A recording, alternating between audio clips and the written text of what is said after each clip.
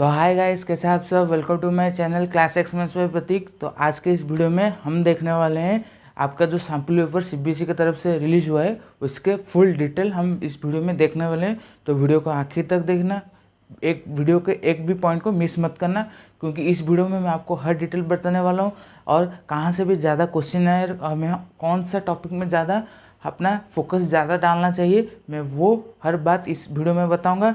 तो वीडियो को आखिर तक देखना, बिना टाइम वेस्ट करते हुए वीडियो को शुरू करते हैं।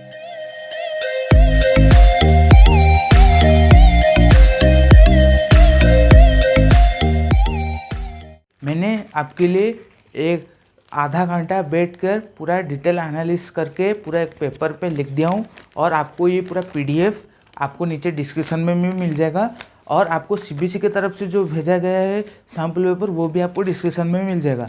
पर पूरा वीडियो देख देना, उसके बाद जाकर उसको डाउनलोड करोगे तो आप पूरा समझ जाओगे। तो देखो, मैं यहाँ पर आपको शो भी कर रहा हूँ। क्या आपका क्लास 10 टर्म 1 का एग्ज़ाम है।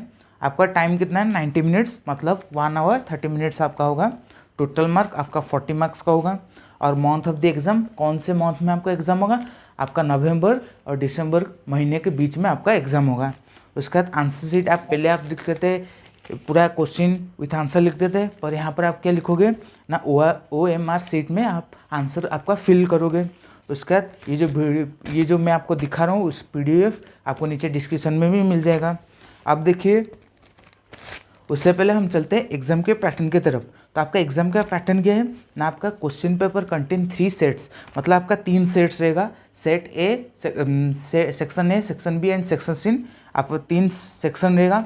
तो सेक्शन ए में क्या होगा, देखो, section A consist of 20 question, मतलब सेक्शन ए में आपका 20 क्वेश्चन रहेगा ऑफ 1 मार्क, मतलब 20 क्वेश्चन ऑफ 1 मार्क का रहेगा। अटेम्प्ट एनी 16, मतलब आपका 20 क्वेश्चन से मतलब 1 मार्क, तो आपको अटेम्प्ट कितना करना है, 16 क्वेश्चन अटेम्प्ट करना है। मतलब आपको सेक्शन बी से मतलब 16 मार्क आपको यहाँ पर मिल गया। और सेक्शन बी से कंसिस्ट ऑफ 20 क्वेश्चन, तो अगर 20 क्वेश्चन सेक्शन बी में है वो भी आपका 1 मार्क का है। 1 मार्क का है, उसमें आपको बोला अटेम्प्ट आपको कितना करना है ना, 16 क्वेश्चन अटेम्प्ट करने। अगर आपने 16 से 16 क्वेश्चन अटेम्प्ट किया है और आपका वो राइट है तो आपको मिलेगा 16 मार्क मिलेगा। तो उसका देखो, सेक्शन सी आपका कंसिस्ट ऑफ 10 क्वेश्चन, मतलब यहाँ पर आपको 10 क्वेश्चन दिया गया बेस्ड ऑन 2 केस स्टडीज़, मतलब आपको 2 केस स्टडीज़ दिया गया है।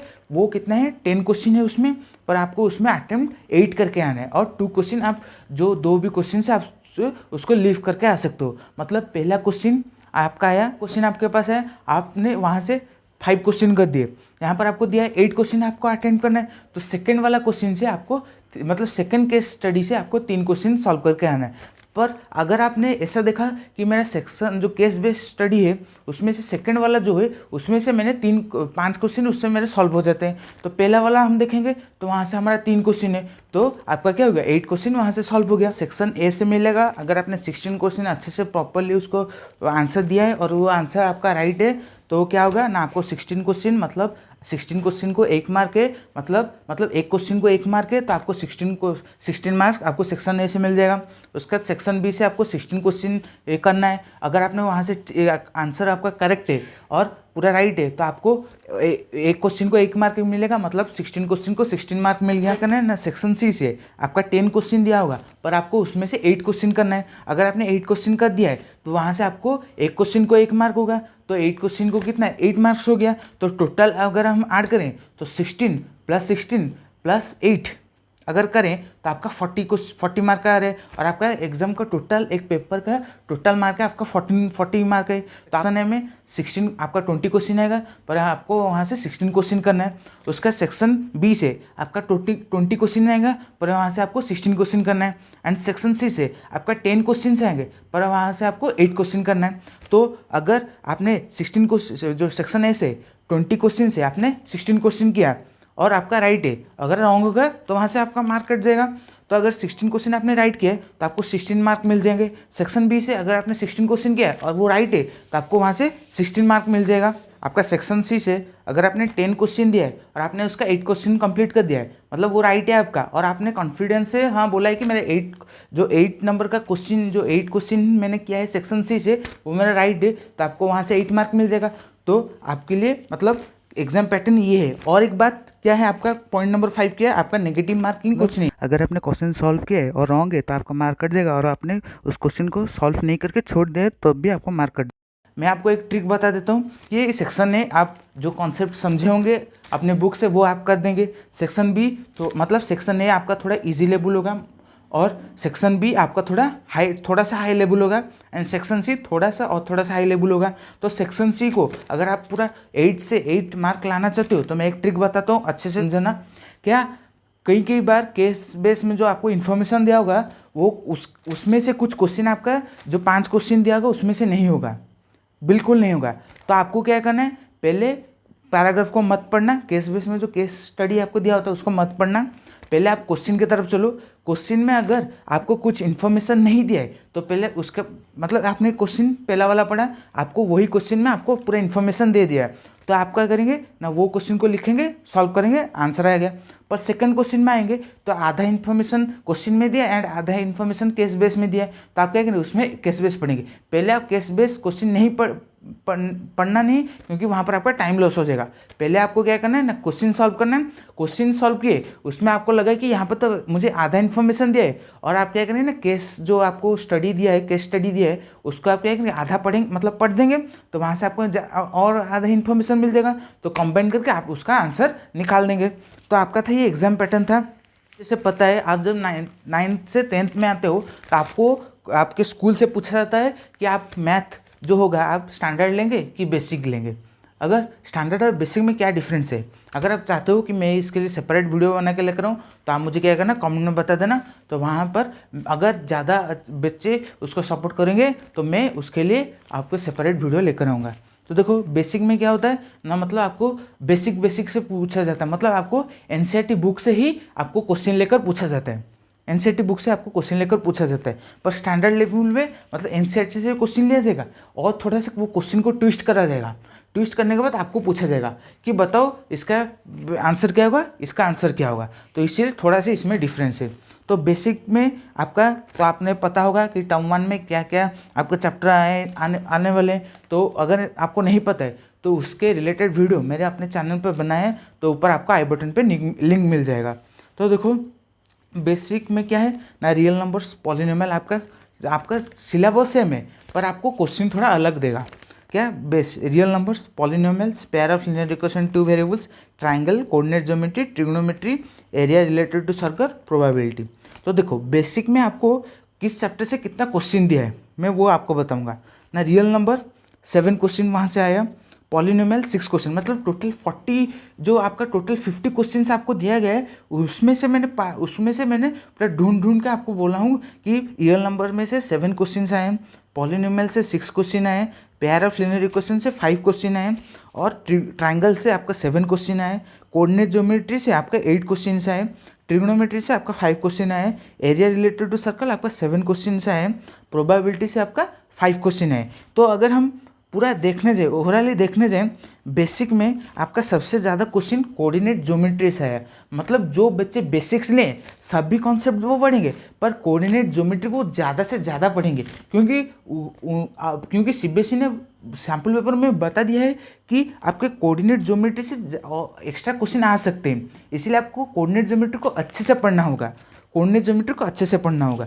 और मैं आपको नीचे भी बताऊंगा कि आपका जो क्वेश्चन नंबर जो चैप्टर 1 में जो आपको सैम्पल पेपर सीबीएसई की तरफ से गिवन किया गया है उसमें आपका जो जितना क्वेश्चन है 50 क्वेश्चन है, उसमें से चैप्टर 1 से कौन कौन सा क्वेश्चन नंबर आपका चैप्टर 1 से है, तो ईजी हो जाएगा आपको क्या करना ना, आइडेंटिफाई करने के लिए ईजी हो जाएगा और आपका टाइम वेस्ट नहीं होगा। तो देखो ये था बेसिक। अब हम चलते हैं स्टैंडर्ड की तरफ। तो स्टैंडर्ड में वही सेम सिलेबस आप करेगा, पर यहाँ पर क्वेश्चन थोड़ा अलग है ना। रियल नंबर से 7 क्वेश्चन, पॉलिनोमियल से 7 question, pair of linear equation 2 variable 5 question, triangles 8 question, coordinate geometry 9 question, trigonometry 6 question and area related to circle 4 question, probability 4 question. मतलब हम अगर बेसिक और स्टैंडर्ड को टोटल करेंगे तो हमें 50 क्वेश्चन मिलेगा। तो हमने देखा कि बेसिक्स में क्या था ना, coordinate geometry and real numbers triangles, area related circle, वो बहुत इंपॉर्टेंट है। मतलब सभी चैप्टर आपके लिए इंपॉर्टेंट है, पर ये जो चैप्टर मैंने आपको बताया वो ज़्यादा ही इंपॉर्टेंट है। और स्टैंडर्ड के लिए कौन सा इंपॉर्टेंट है चैप्टर ना, कोऑर्डिनेट ज्योमेट्री। बेसिक के लिए जितना था आपके लिए उतना है, ओनली आपके लिए ज़्यादा एक क्वेश्चन आपको दिया गया है। उसके बाद आपके लिए कोऑर्डिनेट ज्योमेट्री इंपॉर्टेंट चैप्टर है, रियल नंबर्स इंपॉर्टेंट चैप्टर है, पॉलिनोमियल आपके लिए इंपॉर्टेंट चैप्टर है। उसके बाद आपका ट्राइंगल एक इंपॉर्टेंट चैप्टर है। और आपके लिए सभी चैप्टर इंपॉर्टेंट है, पर मैंने जो जो आपको बताया वो ज़्यादा बहुत ही इंपॉर्टेंट है। अब देखो नीचे मैं आपको बताऊँ क्या है ना, सैम्पल पेपर से जो सीबीएसई ने दिया है 50 क्वेश्चन, उनमें से मैंने आपके लिए ढूंढ के निकाला है क्या ना, चैप्टर 1 से कौन सा क्वेश्चन आपके लिए आए हैं।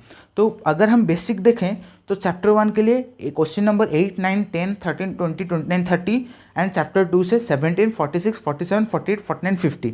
तो ऐसे ही मैंने इस तरफ जो बेसिक के नीचे जो मैं लिखा हूँ वो बेसिक के लिए है, एंड स्टैंडर्ड के नीचे जो लिखा हूँ question number and chapter name वो किसके लिए, वो स्टैंडर्ड के लिए। तो आप क्या करेंगे, एक बार देख देंगे। अगर आपको इसमें कुछ डाउट आता है तो आप मुझे कमेंट में बता देना, तो मैं वहाँ पर आपका सॉल्व कर दूंगा।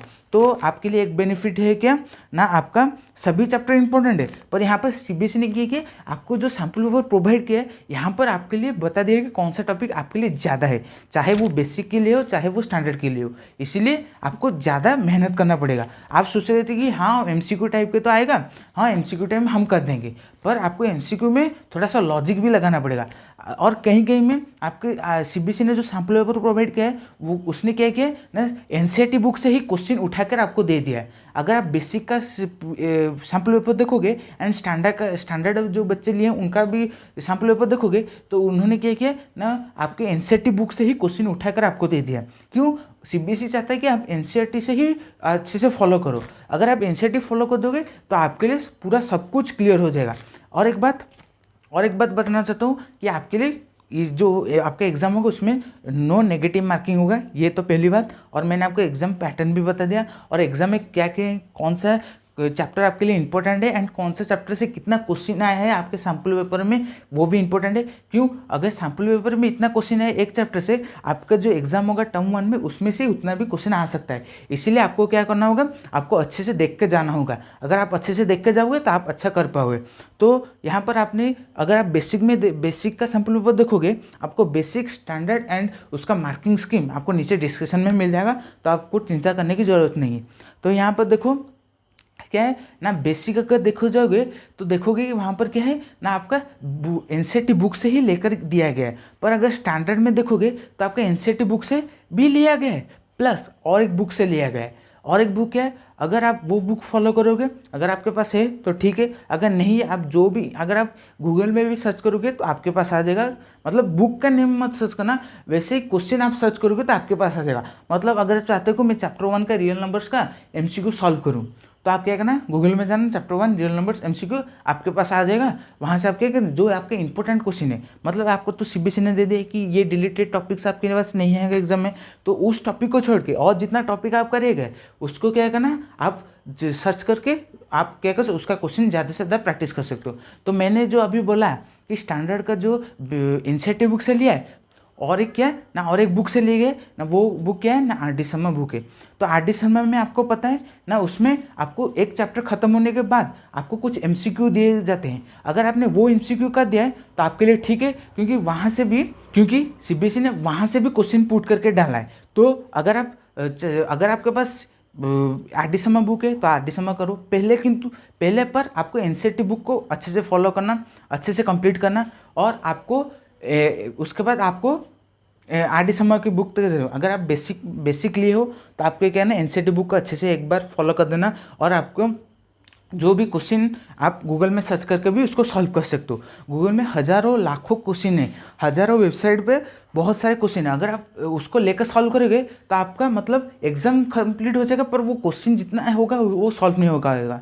तो इसलिए बेसिक ये फॉलो करना। अगर आप स्टैंडर्ड लिए हो तो आपको क्या, एनसीईआरटी बुक फॉलो करो और आर.डी. शर्मा फॉलो करो। अगर आपके पास जो स्टैंडर्ड लिया है और उसके पास आर.डी. शर्मा बुक नहीं है तो वो क्या कर सकता है, गूगल में जाकर वो सर्च कर सकता है, वो chapter name MCQ, most important MCQ, तो आपके पास आ जाएगा। और आपको जो डिलीटेड है, जो पार्ट आपका जो टॉपिक वो चैप्टर से डिलीटेड है, वो आपको नहीं करना, बिल्कुल नहीं करना, क्योंकि अगर वो करोगे तो आपका ही टाइम वेस्ट होगा।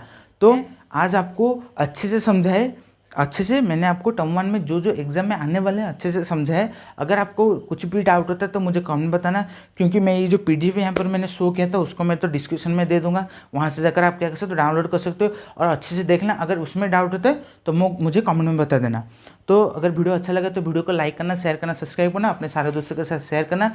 तो अगर आप चाहते हो कि मैं एक अच्छे से अच्छा मैथ चैनल में पढ़ूँ और आप क्लास 10 में हो, अभी तक आपने मैथ का आधा ही शुरू नहीं किया, मतलब आपने टर्म 1 के लिए अच्छे से पढ़ा नहीं, तो आप क्या कर सकते हो, मेरे चैनल पे जुड़ सकते हो, जहाँ पर मैं आपके लिए टर्म 1 के लिए अच्छे से पढ़ाता हूँ। तो मैंने आपका चैप्टर 1, 2, 3 जो आपके टर्म 1 में आने वाले हैं, उसका चैप्टर 6 अभी चल रहा है, जो बहुत जल्दी खत्म हो जाएगा। और मैं आपके लिए MCQ का सीरीज भी लेकर आऊँगा।